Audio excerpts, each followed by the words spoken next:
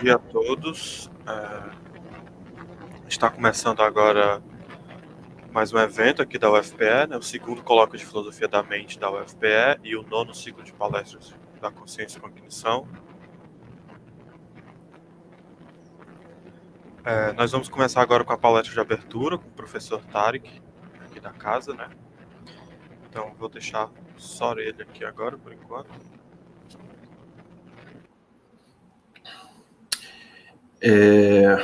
Bom dia a todos. Na verdade, eu vou fazer apenas uma abertura institucional do evento. É com grande alegria que eu abro, depois de uma longa interrupção, essa segunda edição do evento.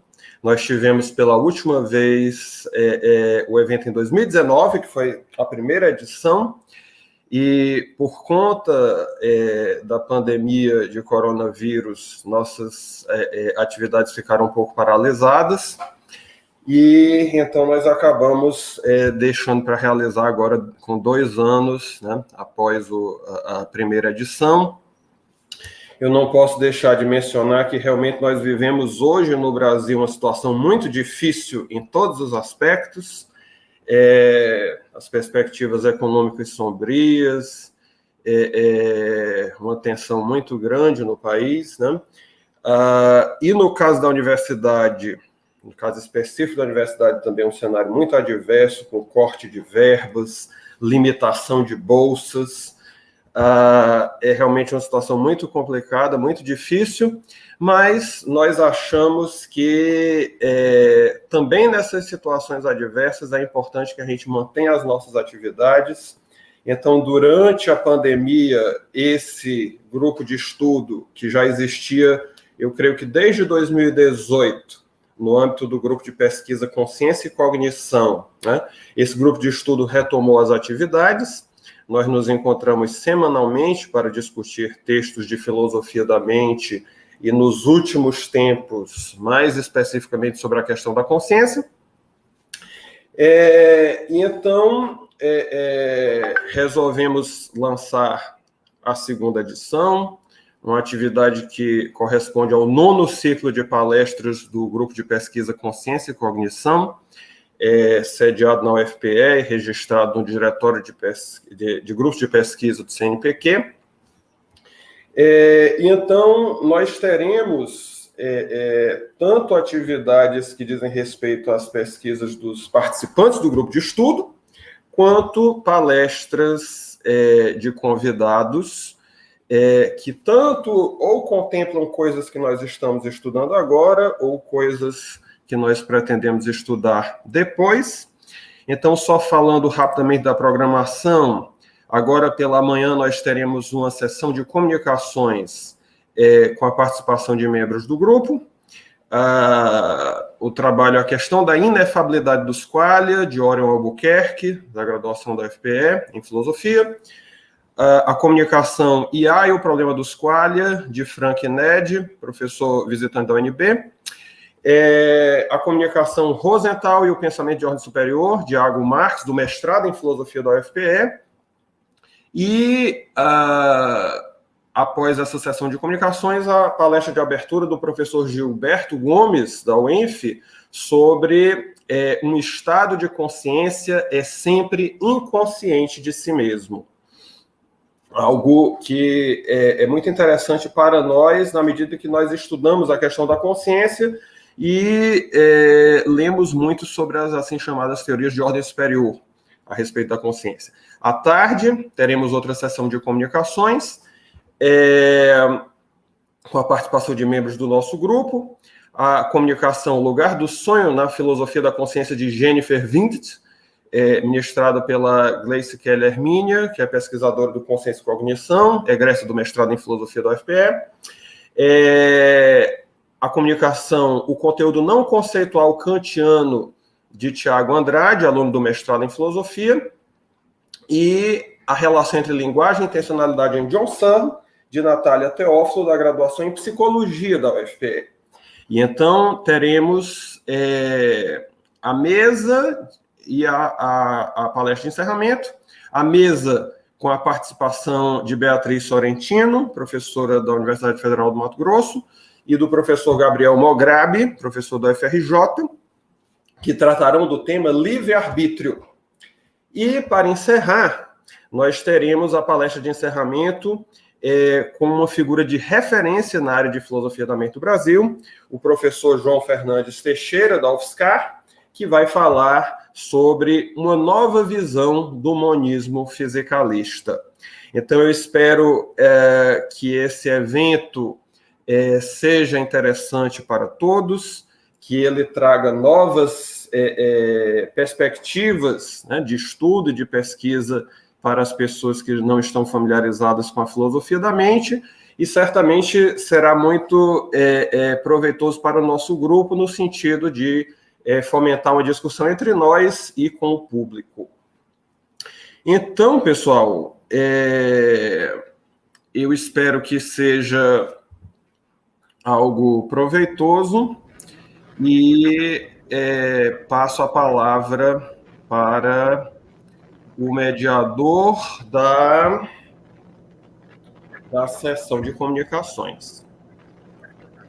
O próximo é o Ned, né, com IA e o problema dos quadros.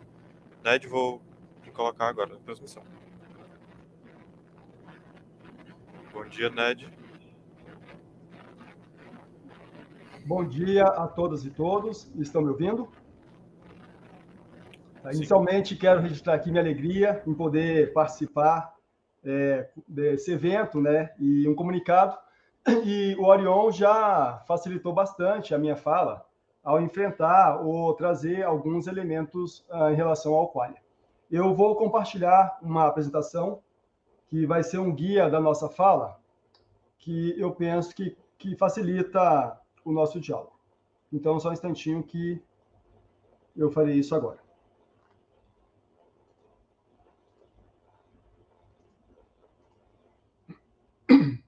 Está visível?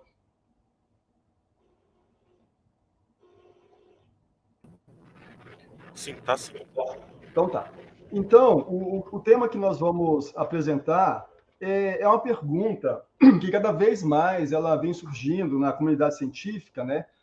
Se algoritmos de inteligência artificial, e especificamente os que envolvem machine learning e deep learning, que são algoritmos que trabalham com redes neurais artificiais, poderia ter algum tipo de qualia.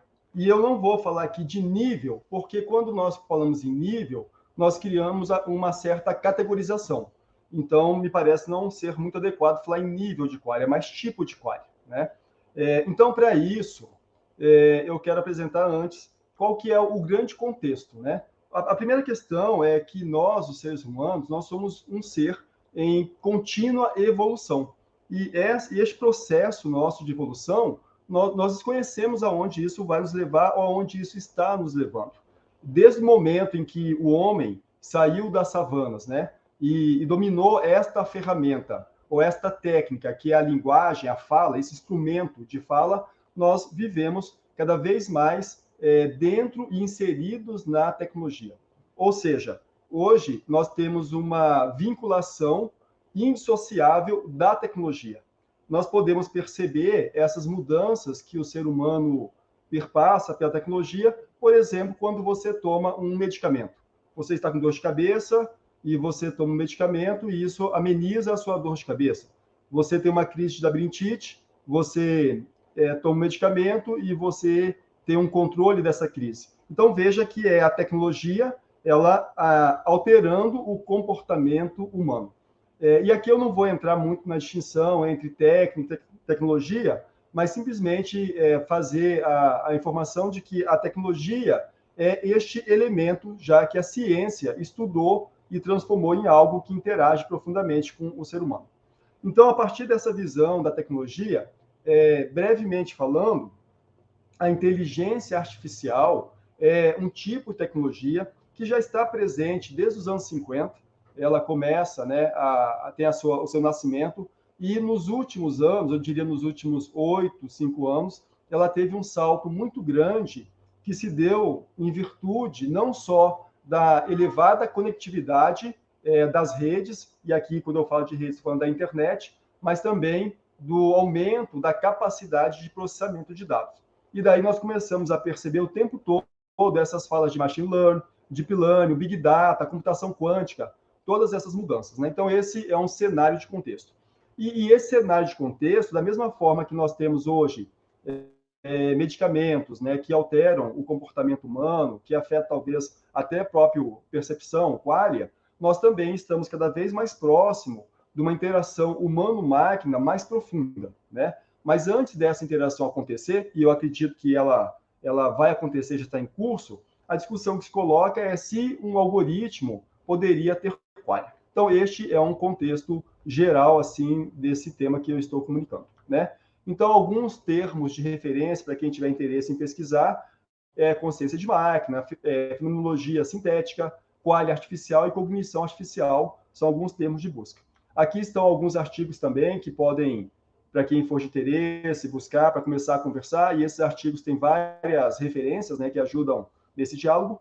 E daí, eu não vou me deter muito aqui, porque o Orion já falou sobre isso, mas esta ideia da consciência humana, ela não é somente uma aquisição de dados. Dados esses, né, que são coletados na percepção do mundo, através dos nossos sentidos, da audição, da visão, do olfato, do tato. Nós vamos tendo essa percepção, essa consciência, esse entendimento do mundo, mas este entendimento não é somente a coleta de dados. Também é esses aspectos psicológicos, né?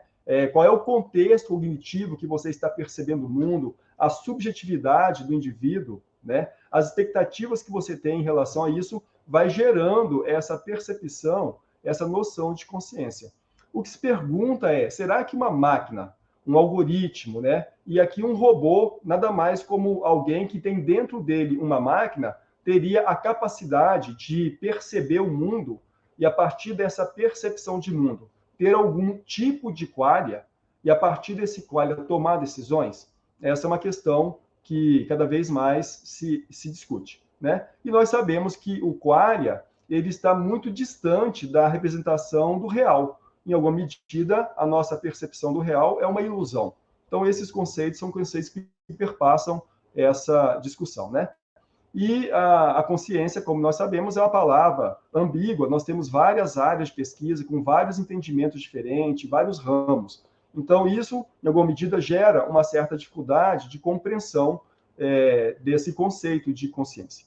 Mas, dito isso, da consciência humana, e agora avançando um pouquinho mais na ideia do qualia natural, e para esta minha fala especificamente, né, eu vou falar dessas duas dimensões da consciência. E quando eu falo dessas duas dimensões, elas não estão contrapostas, não é uma isoladamente da outra, na verdade são complementares e existem outras dimensões, né, também, que aqui nesse momento eu não vou abordar. Então, a primeira é essa questão da consciência como um conjunto de fenômenos, experiência, né, que o Orion falou, da percepção. Então, é esse como ser, né? A minha experiência da vermelhidão. Então, essa é um exemplo clássico, e o Orion falou um pouco sobre este ponto. Uma outra dimensão da consciência é a percepção dela como um conjunto de funções.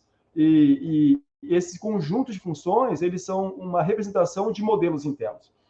Então, dito isso, para nós termos assim uma visão, uma percepção, e que isso vai conectar com o meu próximo elemento, de uma experiência de qualia, veja, se nós percebemos esse ponto, né, e nós, seres humanos, nós conseguimos perceber o movimento não só a partir do mundo externo real, mas também a partir de imagens. Então, nós temos esse ponto, agora nós temos essa figura, temos um outro ponto e uma figura. Isso gerou uma percepção, uma vivência de movimento em cada um de nós. Então, o ponto ele estava inicialmente lá no seu extremo esquerdo, e nós percebemos, nós vivenciamos o movimento do qualia. Ou seja, em alguma medida, isso criou essa vivência, essa consciência de movimento do ponto. Lógico que aqui é um exemplo muito simples, mas a partir dessa percepção, ou a depender do contexto, nós poderíamos tomar outras decisões ou gerar outros inputs de percepção e de consciência. Então, dito isso, e a partir desse exemplo, como que nós poderíamos traduzir isso dentro de um qualia computacional, dentro de um qualia, dentro de uma inteligência artificial? Então, o modelo proposto é este modelo, onde a gente pega o qualia, e para este exemplo, nós vamos dividi-lo aqui, então, em 3 grandes momentos. Essa primeira etapa, que é a representação do conteúdo, e aqui, então, nós temos esse sensor de data. Imagine, então, vocês, um dispositivo que ele consegue uma câmera de reconhecimento facial, uma câmera de reconhecimento de imagem, que está ali percebendo um movimento. Então, este é um sensor visual, como essa câmera que nós estamos aqui agora, e que certamente dentro dela existe embutido, talvez, algumas tecnologias que, se você sorrir, ela poderia tomar uma decisão, né? Então, esse sensor visual tecnológico, né, mais um sistema de registro de posição. Então, veja, agora eu estou olhando isso não mais com os olhos humanos, mas com os olhos tecnológicos de uma máquina. Então, a máquina percebe esse ponto, percebe um momento de inação e percebe que o ponto agora mudou de posição. E depois percebe inação, e isso poderia ser um loop contínuo, né? Então, é este o exemplo. Então, nós temos aqui esses olhos digitais percebendo, nós temos aqui um subsistema computacional de reconstrução do mundo, ou seja, o que essas imagens estão sendo coletadas pelo sistema, ele vai reconstruindo o mundo, e a partir dessa reconstrução de mundo, onde ela percebe o externo e percebe a mudança, então ela tem uma percepção de conteúdo de mudança. Então, esta é uma primeira etapa dentro de um algoritmo, muito simples o exemplo, né, de movimentação de um ponto. Isso nos leva a um segundo momento, quando nós falamos de redes neurais artificiais, que a partir desses vários inputs externos que são coletados, né, então ele começa a fazer uma ação de introspecção e uma representação ou uma meta-representação da realidade. A partir dessa meta-representação da realidade, nós passamos para essa terceira etapa, onde você, então, tem um reporte, você tem uma modulação dessa mudança da realidade, que seria um meta-gerenciamento. Então, a partir desse exemplo simples, o que eu pretendo demonstrar é que, sim, nós podemos ter algum tipo de qualia dentro dos algoritmos de IA, porque, principalmente, quando nós falamos de algoritmos de machine learning, de deep learning, aonde ele não tem dentro dele um banco de dados, mas a partir dessa percepção do externo, o algoritmo de IA, ele vai numa simulação de uma rede neural artificial, tomando decisões a partir do que acontece no externo. Me parece que nós temos aí, então, essa construção de um qualia dentro do algoritmo, né? Então, assim, em termos gerais, o que eu gostaria de apresentar para todos aqui é esse início de pesquisa, né, onde nós argumentamos aqui que, sim, algoritmos de IA, eles possuem algum tipo de qualia, e à medida que a técnica e a tecnologia vai avançando com os novos recursos de processamento, com maior capacidade de processamento, com maior entendimento e com também o avanço do estudo na filosofia da mente e compreensão desses elementos, e depois, num segundo momento, dessa simbiose, aonde hoje, da mesma forma que nós temos medicamentos, né, que alteram o comportamento humano, e como o vídeo que Orion demonstrou, aonde a pensa e a partir do pensamento dela, ela ativa um movimento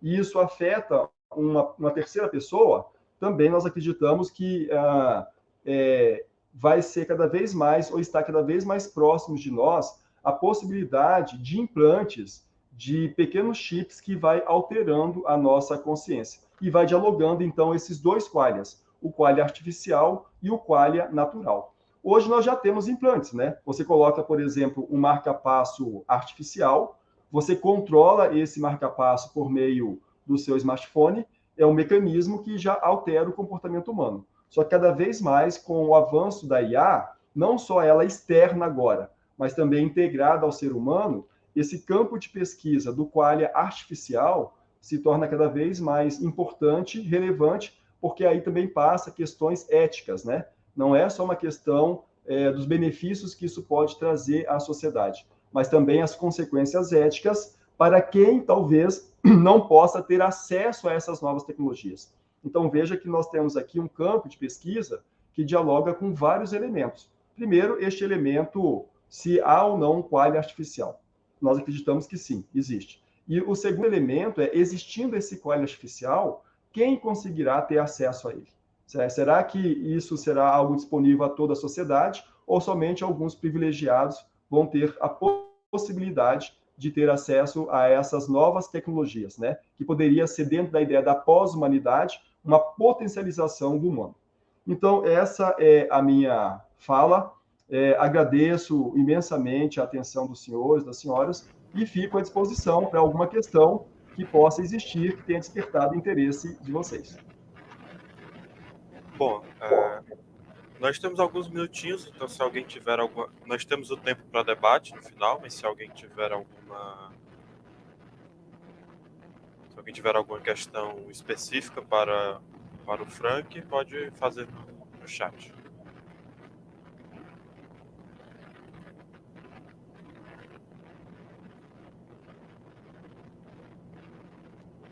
Bom, se não houver questão, eu tiver alguns minutos ainda, eu vou avançar na minha fala.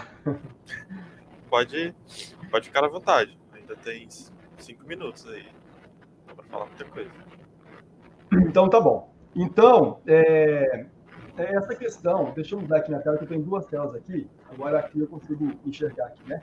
Essa questão, então, do qualia artificial, né, dentro do campo da filosofia da mente, como é um campo muito diverso, com várias linhas de pesquisas, todas elas importantes, existe algumas reações quanto a essa ideia, a partir do princípio de que o qualia seria algo unicamente humano, ou algo biológico, não humano, mas algo biológico, né? Porque nós podemos sim, e entendemos que há qualia também nos demais seres vivos. Então, isso não é um privilégio do homem, né? Mas é um privilégio de seres biológicos. A questão que se coloca, né, que aqui a gente está dialogando, é se seres artificiais ou elementos artificiais, como os algoritmos, né, se eles poderiam ter qualia. Foi isso que nós tentamos demonstrar aqui, que algum tipo de qualia, por mais que ainda seja um qualia não muito sofisticado, talvez primário, é possível sim.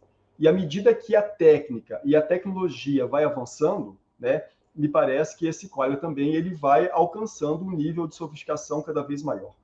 Então, hoje, nós já temos diversos exemplos de qualia, ou pelo menos que eu entendo como qualia, né? Ou de algoritmos que percebem imagens, e a partir da percepção de imagem, tomam decisão.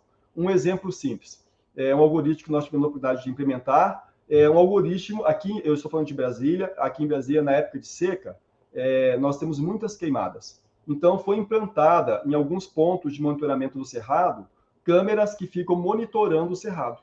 E quando ela percebe a fumaça, ela já dispara um mecanismo de alerta para que uma equipe de combate ao fogo vá até esse local. Veja, num primeiro momento, nós tínhamos dificuldade, porque aquelas câmeras e esse treinamento desse algoritmo, algumas vezes eles confundiam nuvens com fumaça. Então, à medida que nós fomos treinando e melhor preparando o algoritmo, ele começou a reconhecer o que era uma nuvem passando no horizonte e o que era uma fumaça saindo de uma região de cerrado, né? Por vários elementos que o algoritmo foi aprendendo, né? A direção do movimento, a nuvem geralmente tem um movimento horizontal, a fumaça tem a nuvem geralmente tem um movimento vertical, a densidade, né? E a globosidade da fumaça. A nuvem, muitas vezes, é mais compacta, a fumaça é mais dispersa. Então, perceba que o algoritmo, à medida que ele foi percebendo e foi treinado, cada vez mais ele foi tendo maior precisão na indicação de que aquilo era um foco de incêndio. Então, veja, ele percebeu esse mundo externo, a partir daquele desenho que eu apresentei, né? Ele percebeu o mundo externo, ele fez uma reconstrução interna dessa percepção, fez uma modulação, e a partir dessa modulação, ele tomou uma reação, uma ação. A ação, neste caso, prevista, era que ele acionasse uma equipe de incêndio para poder fazer o enfrentamento ao foco de incêndio antes que ele se alastrasse. Então, este é um exemplo prático já de aplicação e que, no nosso entendimento, representa algum tipo de qualia. E daí poderia caminhar para exemplos mais sofisticados, mas não teríamos assim muito espaço agora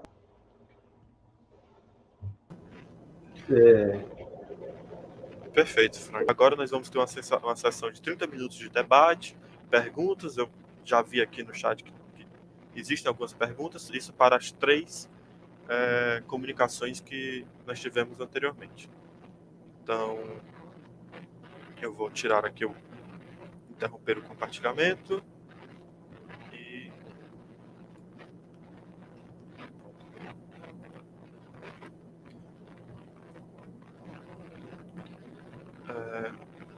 o Orion não está por aqui agora, mas acho que em breve ele deve se reconectar. Então, deixa eu ver as perguntas que já foram feitas anteriormente.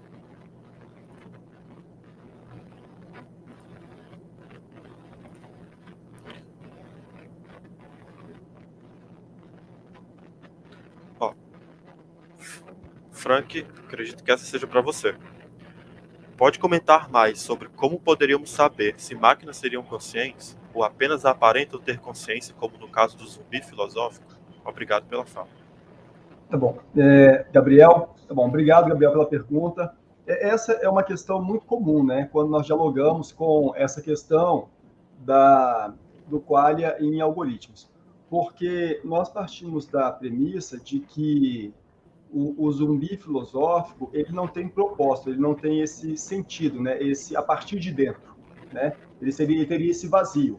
Ele até poderia reagir num estado de prontidão, como, por exemplo, um exemplo clássico, né? Se você pressiona um objeto pontiagudo contra uma pessoa humana, ela vai reagir à dor e vai ter de dentro dela, vai surgir aquela reação. O zumbi filosófico até poderia reagir também àquele pressionar, mas não teria a partir de dentro, né? Esse sentido, esse propósito interno. Então, essa é a questão que se coloca quando se fala de consciência ou de qualia em algoritmo, né? Ocorre que, quando nós falamos de algoritmos que trabalham com machine learning e deep learning, nós estamos falando de técnicas computacionais, de algoritmos, que eles não estão simplesmente alimentados de dados e informações. Nós estamos falando de técnicas que, sim, eles conseguem gerar novas percepções, novas ações, novos entendimentos a partir desses sentidos do que acontece no mundo externo. O exemplo que eu usei foi o exemplo de um sentido visual, né? Mas você tem hoje algoritmos que percebem outros que detectam outros elementos, né? Você tem algoritmos que detectam, por exemplo, odor, para poder disparar um alerta de fogo, de fumaça em algum local. Mas, então, é este o ponto. É que quando a gente fala de redes neurais artificiais, de deep learning, nós estamos falando de algo que ele consegue reconstruir e ter um certo propósito, a partir de dentro, a partir de novos elementos que ele vai percebendo. Então, seria este o ponto, Gabriel. Eu não sei se eu consegui dialogar bem com a sua questão, mas se não, eu estou à disposição para a gente avançar um pouquinho mais, tá? Ok. Acho que no comecinho da minha apresentação, o Ivan Castro fez uma pergunta, acredito que para mim, seria a distinção entre conscious e awareness. Essas duas palavras já possuem também sua própria polissemia. Mas normalmente, pelo menos pelo que eu conheço, quando se fala de awareness dentro da filosofia da mente, está falando mais de atenção ao redor. E o próprio consciousness já existe aí uma série de verbetes. A palavra consciousness também possui essa polissemia que eu comentei sobre um indivíduo estar consciente e um estado mental estar consciente. É tanto que essas definições que o Rosenthal fala sobre a palavra consciência, ele está falando, na verdade, do inglês conscious, né? Já que ele escreve em inglês. E ele não usa o awareness para isso, ele usa consciência de criatura e consciência de estado, né? Então ele usa os termos consciousness para para essas duas coisas. Então, é um termo extremamente polissêmico. O professor Tarek quer fazer umas considerações, eu vou colocá-lo aqui na transmissão também.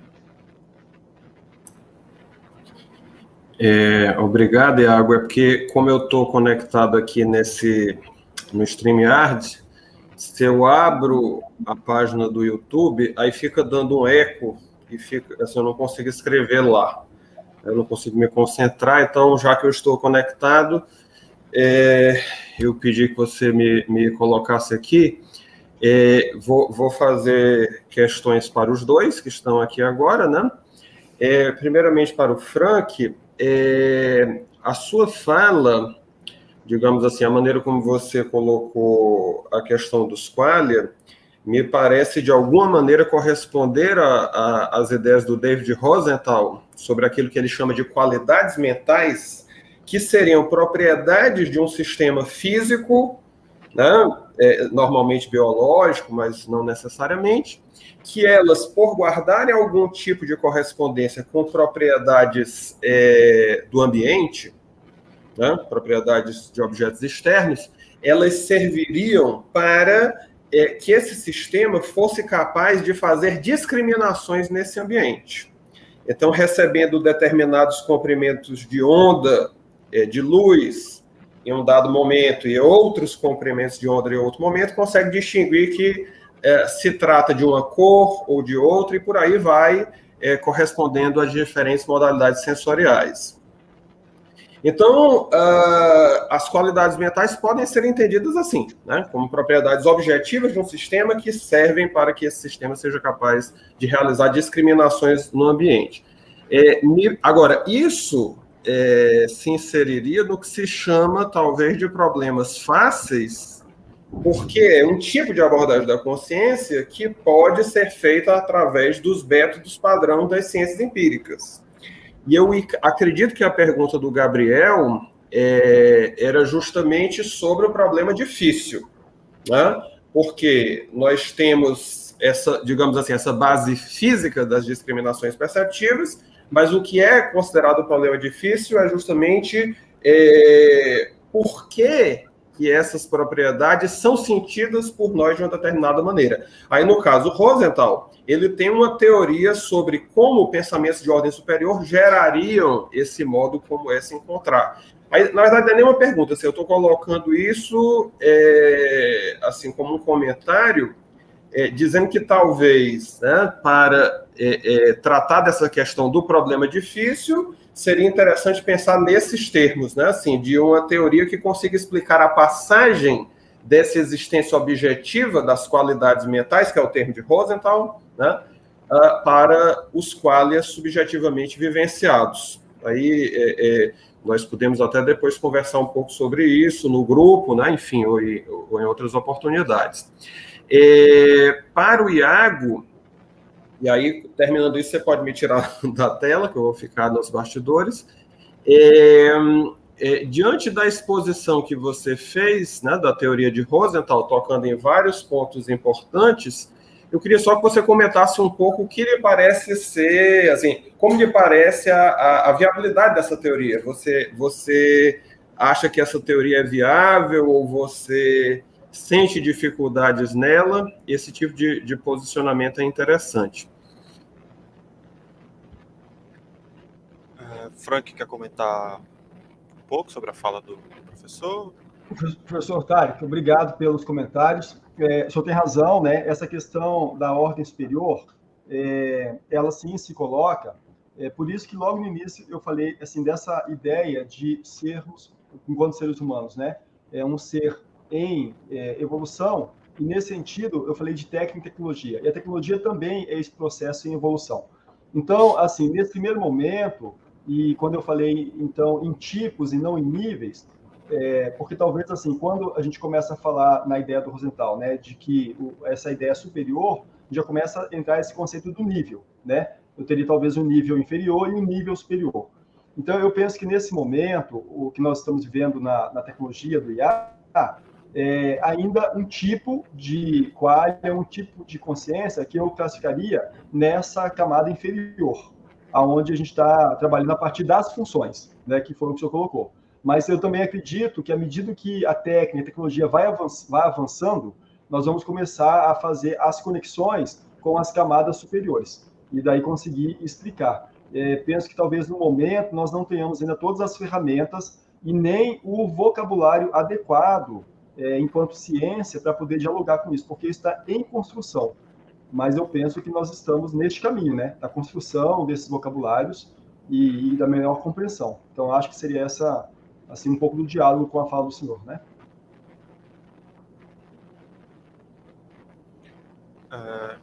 Vou responder agora ao professor Tarek, né, que me perguntou sobre que eu acho sobre a viabilidade da teoria do Rosenthal. Bom, eu confesso que eu não era um grande fã da teoria do Rosenthal, mas eu acho o argumento do relato um argumento muito interessante, muito bem feito, a favor da sua teoria. Eu acho que essa capacidade de nós podermos relatar os estados mentais nós temos estar ligada ao pensamento de ordem superior faz sentido. Eu não vejo, pelo menos em uma análise por agora, né, no começo da minha pesquisa, eu não vejo grandes problemas nesse argumento. Entretanto, eu acho que a teoria dele pode sofrer um pouco por conta que ela se mantém em um difícil espaço que seria entre porque para a teoria do pensamento do Rosenthal é possível ter consciência de um estado mental de ordem superior tendo um estado mental de terceira ordem. Então isso pode dar aberturas para um estado mental de quarta, quinta, sexta, mas o Rosenthal resolve isso através da consciência introspectiva. É preciso um foco do sujeito no pensamento de primeira ordem para se ter consciência do pensamento de segunda ordem. Então, não haveria, acredito que, capacidade mental de haver estados mentais de infinitas ordens. Então, ele resolve mais ou menos bem esse problema da infinitude de ordens de estado mental. Porém, ele acaba caindo em um outro problema, que é como que um estado mental inconsciente pode gerar um estado mental consciente, ou ser responsável por um estado mental consciente. E aí eu acredito que ataques a essa teoria possam partir daí. Eu, pessoalmente, não tenho nenhum argumento pronto que seja contra a teoria ou coisa assim, mas eu acredito que ela possui suas dificuldades, mas não são dificuldades que inviabilizam a teoria como um todo. Só o senhor quer voltar à transmissão? Quer falar mais alguma coisa?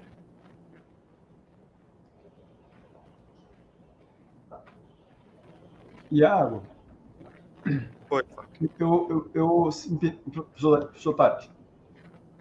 Não fale, Frank, depois eu falo. Tá bom. Não, eu só ia comentar um comentário, né?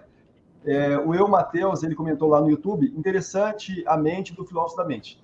Eu queria comentar um pouquinho sobre isso, porque eu pessoalmente não me considero um filósofo da mente, apesar de gostar muito do tema e querer talvez um dia me considerar um, né?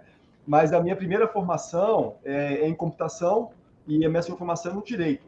E eu compreendo muito bem essa pergunta, porque quando eu me aproximei desse campo, eu descobri que eu tinha um imenso desconhecimento, né, sobre os termos, os conceitos que envolvem a filosofia da mente.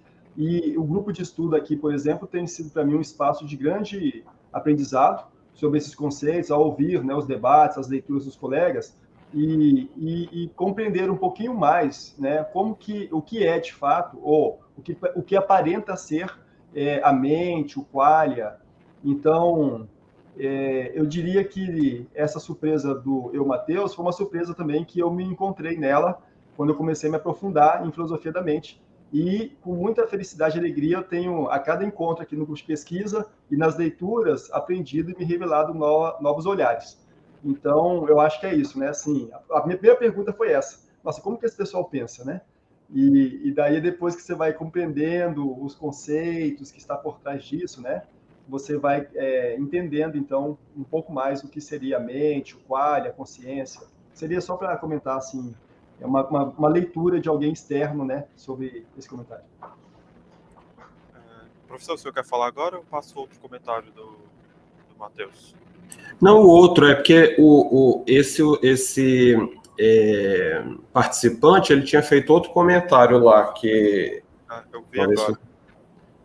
Frank, o Matheus também fez um comentário. A cratera Turing, recentemente descoberta, partiu dessa linha de pesquisa com algoritmos mais sofisticados.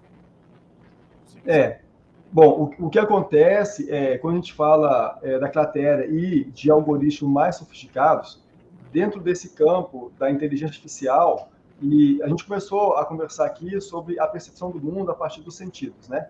Então, a gente percebe o mundo a partir do olfato, da visão, da audição, do tato. E quando você pensa no algoritmo no primeiro momento, como o exemplo que eu apresentei, seria um algoritmo que percebe o mundo e faz uma construção a partir unicamente da visão, né? Então, essa é a especialidade dele. Ocorre que, nesse exato momento, existe uma grande corrida do que nós chamamos lá, ou temos chamado na computação, de algoritmo mestre. Que o conceito de algoritmo mestre seria, na verdade, um algoritmo que correlaciona todos esses diversos modos de percepção de mundo num único algoritmo, que seria o algoritmo mestre, né? Por trás desse conceito, dessa teoria de algoritmo mestre, existem uma série de hipóteses, teorias que são investigadas, mas o fato é que tem muita gente pesquisando, de fato, essa construção desse algoritmo mestre. E daí, falando um pouquinho desse algoritmo mestre, que daí eu acho que entra na ideia que o professor Tarek apresentou, da questão de nível superior. Então, eu penso que a partir do momento que nós conseguimos construir ou conectar, né, ou melhor, vislumbrar esse algoritmo mestre, eu acho que a gente começa a caminhar cada vez mais para esse nível ou para essa camada superior de qualia e de consciência e percepção. Ou seja, é um caminho em construção, né? Que são os algoritmos mais sofisticados.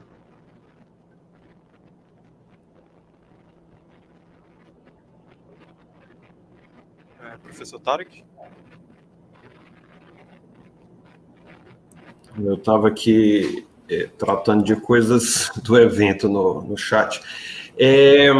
Só comentando um pouco mais, de fato, na apresentação do Frank, tem um momento que tem uma figura que fala dos níveis, assim, nesse momento eu não me lembro, assim, em detalhes, o que foi colocado, mas talvez esse ponto que eu levantei, de alguma maneira, se insira justamente nisso, né? Porque a questão é que você tem um processo básico no âmbito do funcionamento de um sistema físico que tem certas propriedades que servem ao objetivo de realizar discriminações perceptivas no ambiente, e isso é uma coisa que pode ser facilmente reproduzido por uma máquina, né? Fácil aqui entre aspas. Nós sabemos que esses estudos de robótica, por exemplo, de você colocar um robô para desempenhar uma determinada tarefa no ambiente, foi uma pesquisa que demorou décadas para chegar no patamar atual, que nós já chegamos ao ponto que temos robôs vendidos comercialmente para limpeza. Eu já vi na casa de amigos, né? Um robô que limpa o chão, enfim. Isso não foi uma coisa feita num estalo, né? Então, assim, quando eu digo facilmente, considerando esse contexto. Mas, enfim, voltando, o ponto é que você tem essa dimensão de uma base das propriedades físicas de um sistema que permitem que ele realize discriminações e, assim, interaja com o seu ambiente. Mas isso poderia existir, na verdade, né, certamente existe sem qualia enquanto subjetivamente vivenciados, aí nós precisamos de alguma estrutura teórica que nos explique como no nosso caso, por exemplo, essas discriminações perceptivas são acompanhadas por um modo como nós vivenciamos. Eu estou vendo aqui na minha tela a teoria do agir comunicativo de Habermas, que as lombadas do livro, o primeiro volume é verde, né? Dá para ver aqui, o primeiro volume é verde, o segundo volume é vermelho. Eu, então, consigo saber, né, porque verde me lembra o sinal verde, então tem mais a avançar, vermelho me lembra pare, então acabou ali. Então, eu consigo distinguir qual é o primeiro, qual é o segundo. Serve ao meu objetivo, se eu quero pegar o primeiro volume ou o segundo volume, mas uma máquina poderia fazer isso sem sentir nada, né? Mas, além de conseguir discriminar entre o primeiro e o segundo volume da teoria do agir comunicativo, eu sinto essas cores de uma determinada maneira. E isso seria um problema difícil e isso precisaria ser explicado. E no caso de Rosenthal, uma das coisas que ele propõe, por exemplo, nesse texto Explaining Consciousness, que nós publicamos uma tradução na revista Prometheus, na Universidade Federal de Sergipe, a pensar que o conteúdo representacional dos estados de ordem superior, de alguma maneira, ele nos torna conscientes dessas qualidades mentais. E aí nos produz uma certa vivência. Claro que essa é uma proposta muito complicada, mas então ele argumenta a favor disso, entre outras coisas. Eu concordo que é um argumento, né, que tem aí grandes limites, mas, enfim, ele argumenta para a plausibilidade dessa tese, apelando para casos em que a aquisição de conceitos algo linguístico, né, algo em certo sentido abstrato, ou seja, sem qualidade, nos permite perceber novas qualidades nas nossas sensações. Daí o exemplo do enólogo, né, que o Iago mencionou. Por ter uma educação, né, por ser capaz de operar com certos conceitos, ele consegue degustar o vinho de uma maneira que uma outra pessoa não consegue. Então, isso mostraria um nexo entre um conteúdo representacional e um modo subjetivo como e aí isso serve, digamos, para apontar numa direção. Né? Sem dúvida, é uma proposta que tem suas dificuldades, mas, enfim, só para colocar que poderia haver esse rumo, né, de desenvolvimento de uma teoria que explicasse como, dessa base física, que permite discriminações no ambiente, como uma máquina pode fazer, surge um modo como se encontrar nesses estados sensoriais.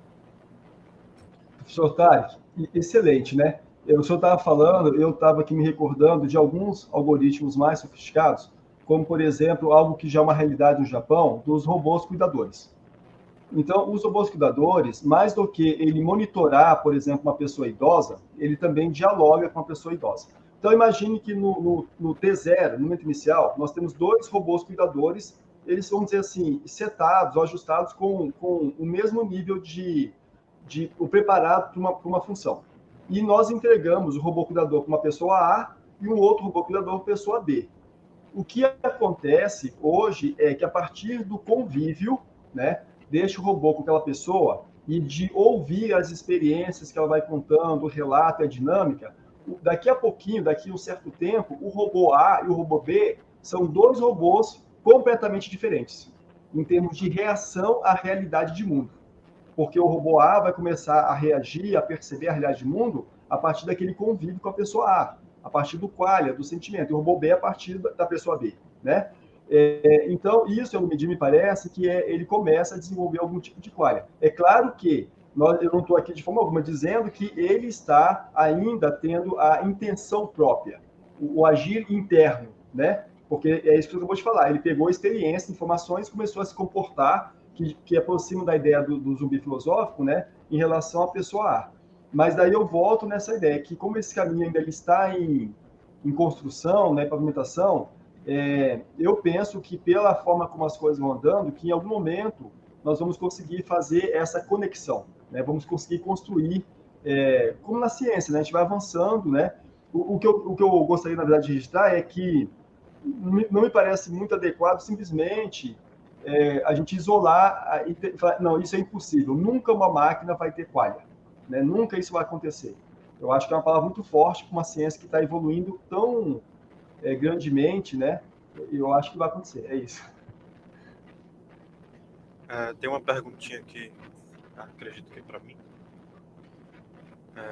Pergunta se não for ultrapassar o tempo dos professores.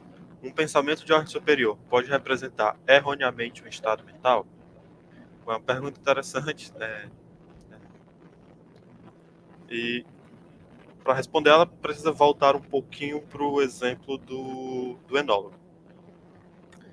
Para o enólogo, para ele ter desenvolvido essas novas sensações que ele tem ao beber o vinho ao longo de sua carreira, precisamos lembrar que as qualidades sensoriais já existiam, ele já as tinha. As únicas coisas que são novas na mente do enólogo é o pensamento de ordem superior e, portanto, o modo como é ter essas qualidades sensoriais que esse pensamento de ordem superior gera. Então, este pensamento de ordem superior a causa do modo como é. Este modo como é, ele está determinado, como eu poderia dizer,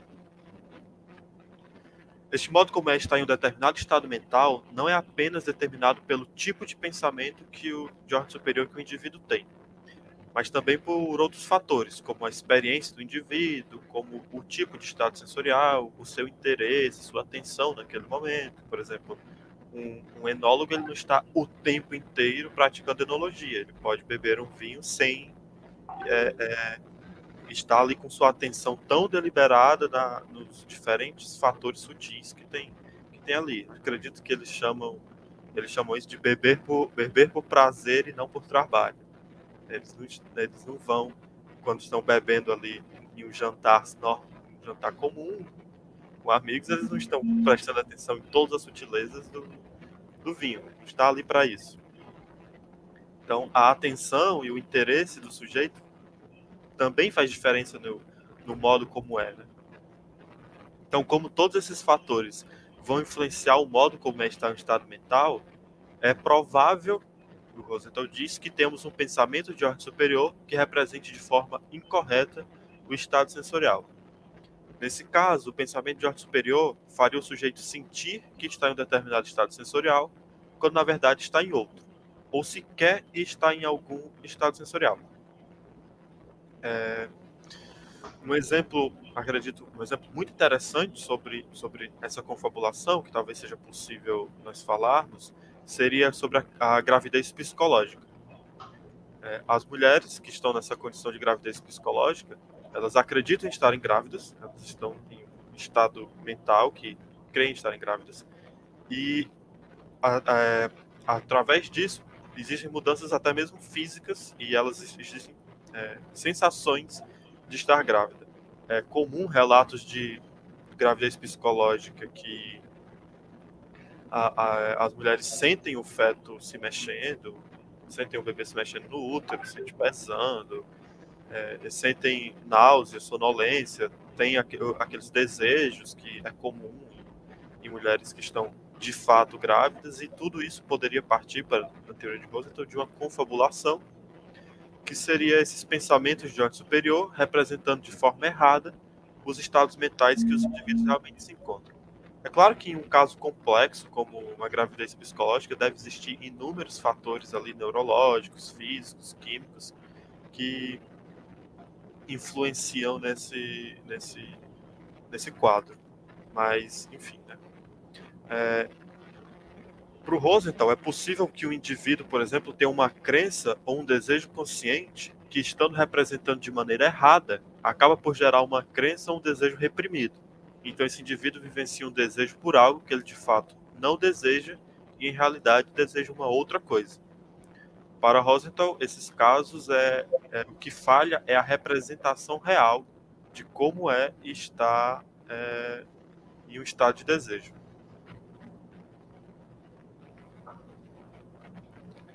Então, acredito que tenha respondido. Só fazendo um comentário, Iago, existe uma distinção relevante nesse contexto, que é a distinção entre a má representação e entre a inexistência do estado de primeira ordem. Né? É uma distinção que aparece tanto nos textos de Rosenthal como no texto de vários críticos, já que essa questão aí ela deu margem a uma grande polêmica em torno da teoria de Rosenthal. Então, uma coisa é eu ter um estado de primeira ordem que ele tem a qualidade A, mas o meu pensamento de ordem superior representa incorretamente, digamos, representa como tendo a qualidade B, então a minha experiência seria de que ele tem a qualidade B. E uma outra coisa é eu ter um pensamento de ordem superior que ele representa um estado que não existe, um estado no qual eu não me encontro. É só, assim, uma fineza aí na distinção entre casos, que aí você tem casos diferentes nos quais o pensamento de segunda ordem, né, o pensamento de ordem superior em relação ao estado de primeira ordem, está errado, digamos assim, está enganado. Isso gera um gigantesco debate. Aliás, em 2018, a revista Transformação da Unesp publicou o artigo de um professor chamado Coleman sobre esse assunto, que tem uma réplica de Rosenthal. Os dois textos em inglês, mas, enfim, são textos interessantes para acompanhar esse debate. Muito, muito claros, muito, muito bons. Já está mais ou menos chegando a hora da palestra, né? Sim.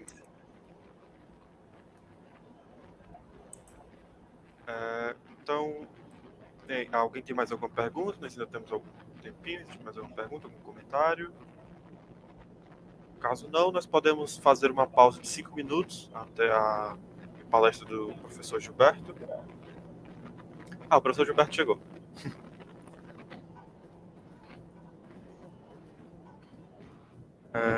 Professor Gilberto, eu irei colocá-lo na transmissão agora, certo?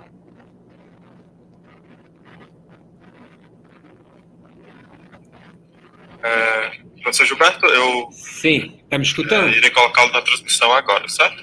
Tá, tudo bem. Estamos escutando o senhor. Tá certo.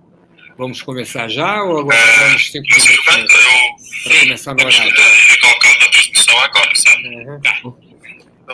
Estamos escutando. O professor está tendo um eco na transmissão? Acredito que você está com a transmissão no YouTube aberta?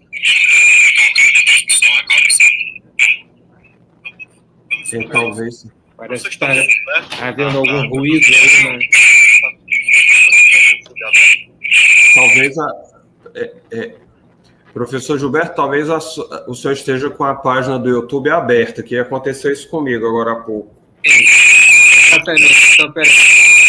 Seria só ficar na página do StreamYard. Exato, eu vou fechar o YouTube então. Que aconteceu isso comigo agora há pouco. E agora? Agora parou, né? Estava dando uma microfonia por causa da página do YouTube estar aberta ao mesmo tempo, né? Exato. Então, olha, bom dia aí, bom dia, Tarek, bom dia, Iago, bom dia a todos, né? É um prazer estar com vocês. Tem alguns minutinhos para a gente começar às 11 em ponto, é isso? Sim, acredito que seja melhor começarmos às 11 em ponto. Tá, deixa eu experimentar aqui o compartilhamento de tela, porque eu não estou familiarizado com essa plataforma do StreamYard, em geral eu uso o Zoom. Deixa eu ver aqui, compartilhar tela. Compartilhar tela.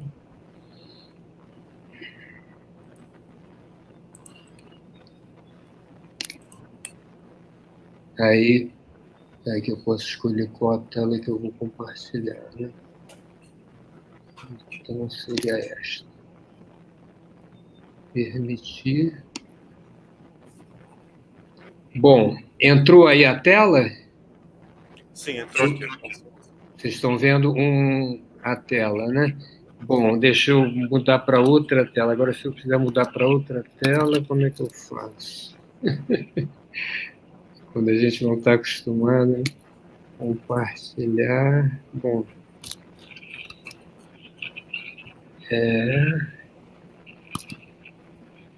Sim, tem um parar de compartilhar ali em cima. Parar de compartilhar. Tá. Aí volta a minha imagem, é isso? Entrou a tela e agora voltou. E aí saiu, né? Ok.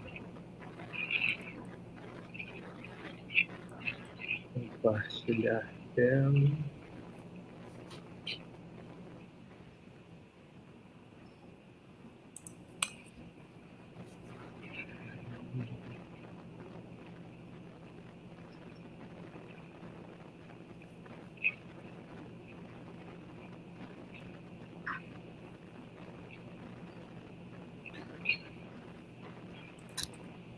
Qual a tela